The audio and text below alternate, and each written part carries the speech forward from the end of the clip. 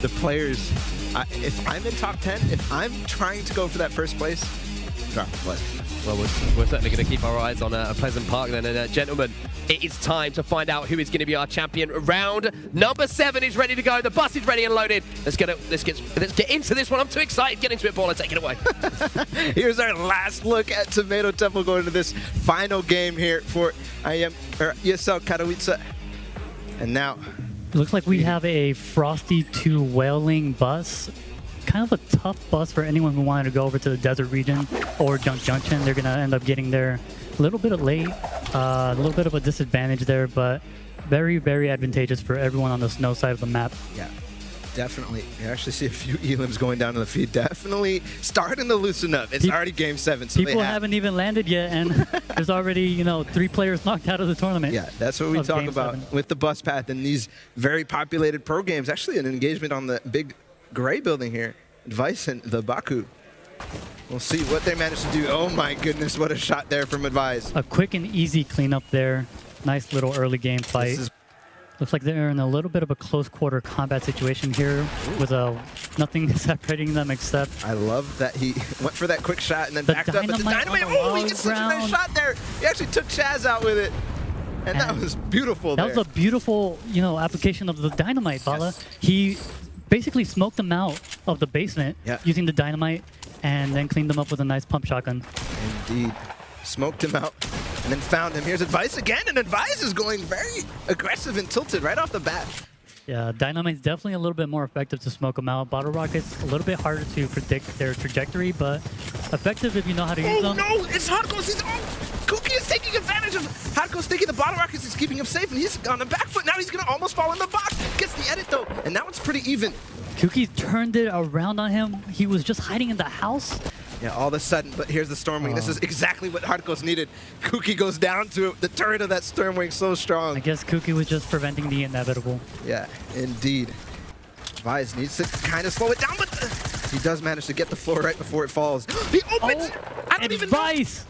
That was crazy. I didn't even know if he knew that that was coming, but that was such a good read from Advise, opening that edit before he knew he was jumping down there. I gotta tell you, Bala, Advice is quickly becoming one of my favorites just from all the plays I've seen here in Tilted. He does have that rift to go. This is the first zone still. There's a lot of engagement, so you can see we're already down to 68. I think he's thinking what I was thinking, which is, you know, I don't have a lot of shield. Yeah. Maybe I should like slow play this, reposition. Yeah, and here's Skix, actually a 3-way fight here. Brisu against Teak, and Teak goes down, so that's going to be it for him. He was one of those players in the top 8, top 9-ish area, but Skix pressure while they were fighting in the box. Skix again. We've seen this time and time again, players jumping down in the box, and that Stormwing unfortunately came in just at the right time for Brisu. We saw this in Pleasant with Jarkos, and we're seeing it here again. Yeah. And sometimes I've seen Mitro do this a lot. End up just kind of waiting for a Stormwing to come by and kind of save his day. But in this case, I don't think either of those players are expecting it here. A little bit of a fight in the sky. I mean, if you want to stand your ground against a Stormwing, you know, turret, good luck to you, Bala. I wish you the best. Exactly. So still fighting now. Oh, he does get a tag. 61 with that pump. Advice now without any shield. This might be the end of Advice here, but he does drop the trap, but the floor there still, and there it is. Nice play there from Rattree. He's going to pick that one up, but more clingers coming in here. Sheer. This is by the shifty shafts right now. There's so many players so far away from zone, and they're all fighting. All of a sudden, so many storm fights are happening.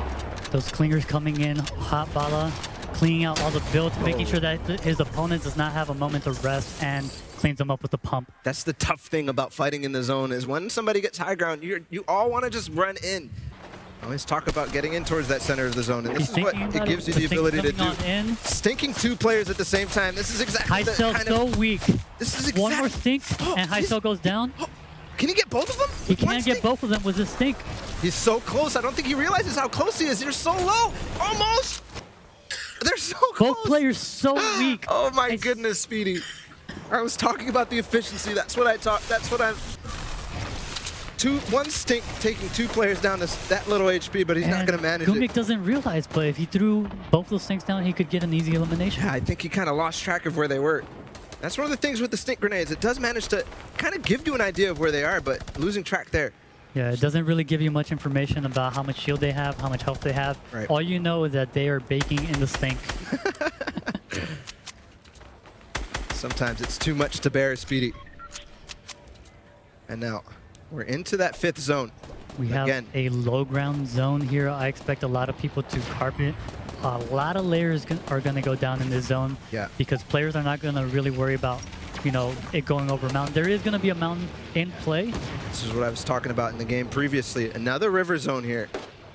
Being in the ravine kind of gets a little bit risky for all the players who do not end up on top of either side. If they're stuck in the bottom in the middle, low ground is not going to be the place you want to be. Exactly. It's definitely going to go one way or the other. I believe that's a song. 38 players remaining. These players are racking up the placement points now. Okay. So, here's Ragnar ends up going down. Hardkos doing his best. He has that redeploy that you talked about. I believe Ragnar went down to Storm Surge? Storm Surge is possible. I don't think we saw it just then, but definitely keeping an eye. Here's QLN. QLN, actually, all the top 3 right now are alive, as far as I can tell. Shikuni there with a mean low ground. Yeah, he's a little bit on that mid ground, just slightly. He got it. He got an elimination just there on Pastero. He's getting spammed here by Zeke. I believe that's a minigun. He's got to be careful, or it's a compact SMG. Shikuni, yes, full health and minis, but no mobility. Yeah. Nothing much except a pump and an AR. Here's what we're talking about. You see in the left side of the screen right now, it's going over that hill. It's going to be so risky for any player on low ground. Anybody wants to try to grab the hill right now, use those rifts, use those launch pads, grab the hill, grab those established builds. You see all that metal there, there's nobody there. And we still have a couple of Stormwings up in the air, just kind of hovering, hoping for those top 10 placement points. Those are going to start to come down soon here. Here's Shikuni again. We need a big game from him. He needs to overtake. This is a great zone, Bala. Doesn't go over the mountain. You just have to kind of carpet on your own level. Don't really have to worry about, you know, people on high ground because you're just going to be in a comfortable mid-ground. It's staying in the river. There's Noisy getting a little bit of damage done on him. QLN is still very, very, very strong. He has 200 HP. Here's Hardkos. The scope AR going into the late game. Loadout. Scoped AR sometimes is very good, especially when players aren't recognizing, but there he goes! Hardkos goes down, so there's an opportunity here for somebody to take the lead. Taking out our number 1? Number 1, that's our number 1 right now. You see Massius in the back. Good shot. Shikuni still up. Win this all, Bala. He could. Shikuni is still in this, getting ahead of the pack. Yeah. Now going down, he needs to stay ahead a little bit more. He needs to get at least 10 placements to be able to overtake. And he does pick up some loot here from someone else's elimination. He has 35 builds remaining, not a lot of shield, not a lot of health. No AR bullets. No AR bullets, he just has that shotgun. He's just trying to stay alive, trying to get as many placement points as possible. X2 twins at AO, we saw Jesse use just the pump shotgun and a bunch of utility. And a fight for high ground is ensuing. Shikuni down on low ground. I don't see QLN anymore. So we'll see. Smiley with 4 eliminations here, dropping off the low ground, saying it's not really worth it. The waterfall always happening, and Smiley ends up going down to Zeke. Zeke, we haven't seen him too much today. Blex on the high ground right now, just kind of holding on to that, making sure he slows it down. The circle goes back. Yeah, and now we'll see. Blex on high ground. He does hear that launch pad above him. He does hear that mobility starting to be used. Somebody's trying to take high ground from him. And there's so many players down on low ground. He's up there by himself. This circle's going to go over a mountain, Bala, so there's that launch you pad need to get as high as possible, as quick as possible. It was not high enough to take either high ground or the mountain, just like you're talking about. So all that he needs to do up there is just kind of wait for everybody down below to kind of do what they need to do to get off the mountain and try to fight themselves. I think we're going to start seeing a lot of players here start to get buried in the builds unless they start to break their way. We see Dave down there, cannot get up in time. Zeke and Dave going down to each other. Zeke. Massius up on high ground right now. He actually took it. So he's up there. Richard is up there as well. He can spot down onto Massius. Richard in a great position here. He needs that big game to keep going all the way. This is so big for him. And Massius. I think these are the guys we want to watch right now. 5 left. 3 elims for Massius. He can find 4 more. He can go up to 7. Richard currently on the high ground, full HP. Look at this building here. No one really contesting him. No one really up in the air. No one rifting to take it away. And it goes back through the rest of the builds. Yeah, exactly. And Richard, he's just trying to do all he can to stay above, find everybody who's all sitting down below. And he does find Snowy. He takes him down all the way to shield. And we'll see if Snowy's going to manage to heal back up. We'll see if he has any minis. There's actually a lot of players kind of not fighting right now. They're all trying to make their way for these placements. They're all vying for it. And so, Richard on high ground. Snowy has that RPG. He's going to knock him down. Richard has to be careful. At this point forward, he knows that RPG is in play, but he has the glider redeploy. Nice shot there. 43 on the Zeke. That's right. Macias goes down. That was a big name. Richard trying to do all he can. He picked up one more Elim. 4 players remaining. There is an RPG in play, pressuring the high ground. He could get dropped at any moment, but he does have 1 redeploy remaining.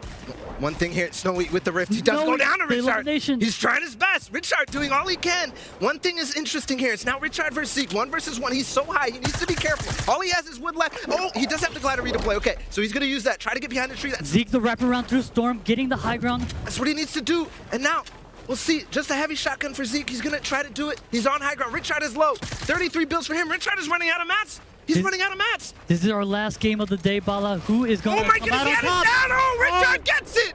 He gets the win. Richard, what an amazing game there. 6 elims. And I cannot believe. It was honestly about awesome. that. Adam's got to sweep it all up. But Yeah, I was a little nervous because there was confetti and sparks and fire.